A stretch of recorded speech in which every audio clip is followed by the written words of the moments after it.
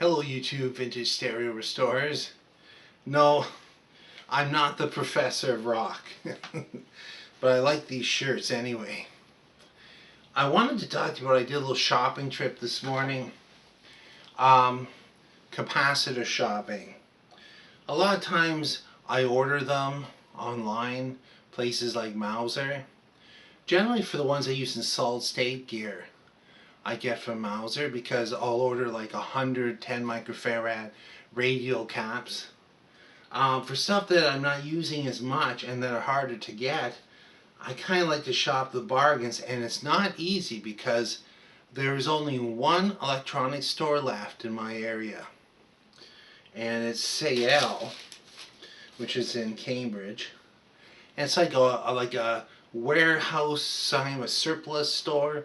They have good electrical stuff, like if you want to fix an air conditioner or stuff like that. They got the big motor caps, very reasonable prices on those. I went out today, I was looking for some 47 microfarad 450 volt caps. I didn't have any left. I used everything up on another project. So I looked online and they actually had Nishikons. This is what I got for $68 with tax. And it comprises of two 68 microfarad 450s. They're 105 Celsius. And how many? 1, 2, 3, 4, 5 47 microfarads. And then a few assorted ones, some 22s. So really about 11 capacitors. And these were half price in the clearance bin. And I wish I could have got a lot more of these, like this here. 47 microfarad, 450 volt Nishikon. 105 Celsius, just perfect for tube gear.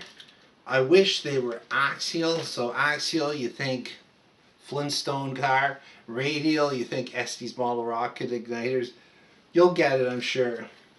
That was a pretty good deal, actually. They were marked down from 8 something to 4 something, like half price, because they're going out of them. And I was talking to the owner of that location, and he said, well, people just, they're not selling as well as they were. And this type of cap is the kind of stuff you find in tube guitar amplifiers, tube audio, anything that has a high B plus voltage. And the capacitors take a real beating from heat and voltage stressed, to their maximum for years. Just like this card in CB I've been working on. I will need 3 of these to finish that, and then some miscellaneous ones, because if one blows up, they'll all blow up. Anyway, it was interesting. I was there, and there's actually a bit, I almost put everything back because there was somebody at the countertop getting very upset because they weren't allowed to use the bathroom in the store, which is for customers, and they hadn't bought anything. And I'm like, I just want to check out and be on my way, but some days are like that, I've driven half an hour to get there. But this actually brings me to another point. I'm thinking, like, just on something like this, but I also have a realistic STA 110, which is a late 70s receiver I picked up on the weekend. What I'm spending on parts has really gone up. And not only that, but it costs more for me to live here. And what I make restoring something and selling it has been almost to the vanishing point.